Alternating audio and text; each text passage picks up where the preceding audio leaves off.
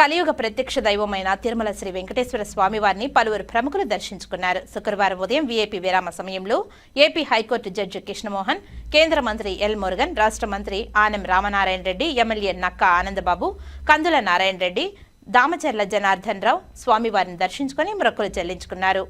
దర్శనానంతరం ఆలయ రంగనాయకుల మండపంలో వేద పండితులు వేద ఆశీర్వచనం అందించగా ఆలయ అధికారులు పట్టు వస్త్రంతో సత్కరించి శ్రీవారి తీర్థ ప్రసాదాలను అందజేశారు.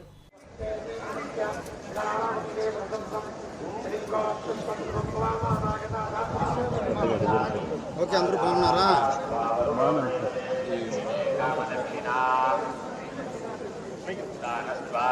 నాతో గొడవ పడుతున్నారు రోజు. మీరు ఎలా పడతారు? అలవాటు అయిపోయింది. ఉండు, పెళ్లిగా పోయాడు.